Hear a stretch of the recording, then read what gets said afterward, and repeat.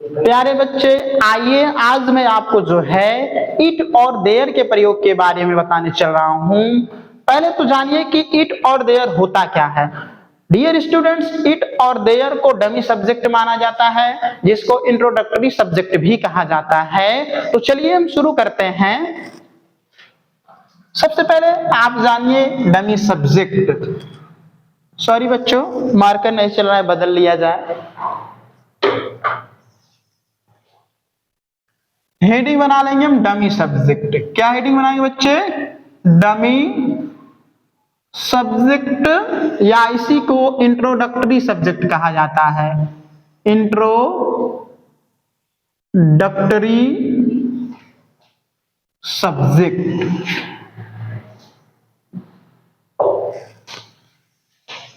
Dear students, जब किसी वाक्य में सब्जेक्ट स्पष्ट नहीं होता है, किसी भी वाक्य में जब सब्जेक्ट स्पष्ट नहीं होता है, तो उस स्थिति में इट और देयर का प्रयोग किया जाता है।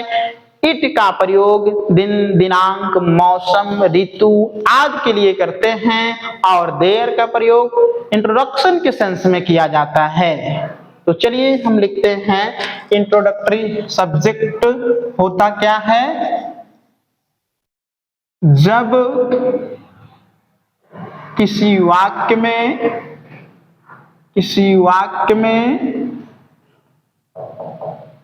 सब्जेक्ट स्पष्ट ना हो तो उस वाक्य में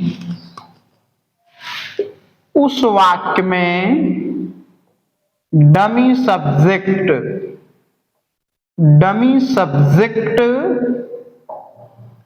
का प्रयोग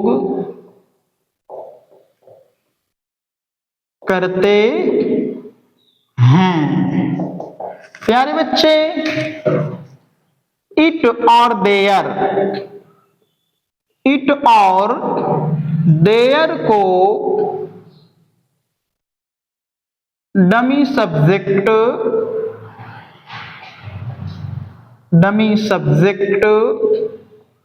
माना जाता है। इट और देयर को डमी सब्जेक्ट माना जाता है। आप लोग नोट कर लेंगे और इनका प्रयोग कैसे होता है इसके बाद बताने चल रहा हूं मैं, इतना नोट कर ले।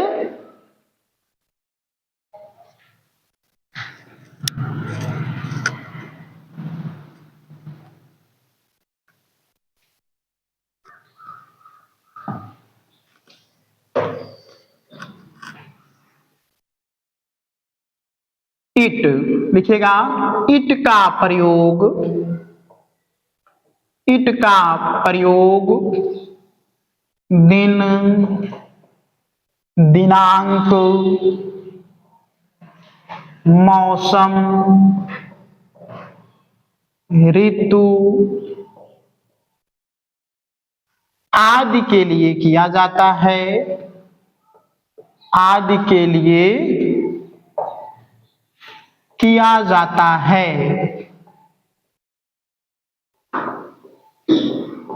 जैसे एग्जाम्पल लिखना है प्यारे बच्चे, एग्जाम्पल लिखेंगे। जैसे कहा जाए वर्षा है।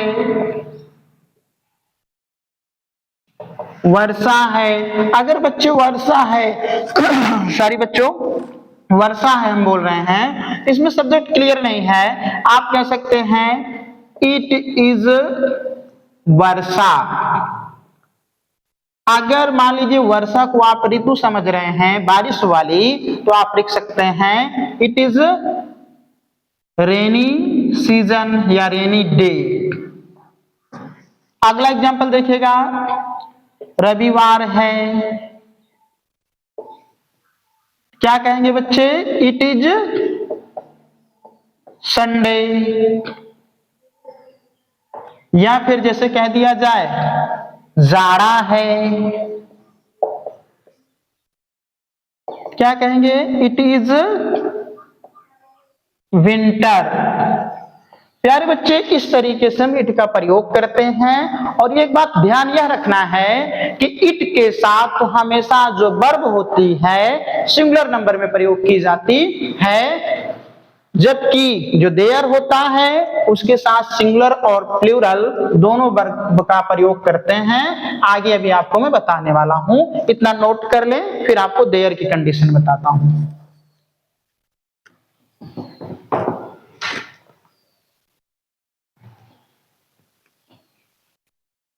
डियर स्टूडेंट्स, मैं आपको जो बातें बता रहा हूं उसको लिखने के तुरंत बाद मिटा दे रहा हूं। अगर आप नोट करेंगे तो वीडियो को पॉज करके तब लिख सकते हैं। आइए देयर के बारे में बताता हूं।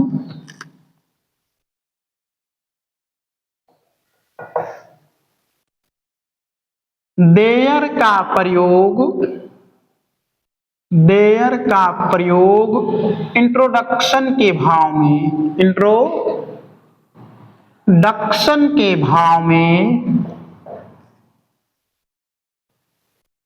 में किया जाता है।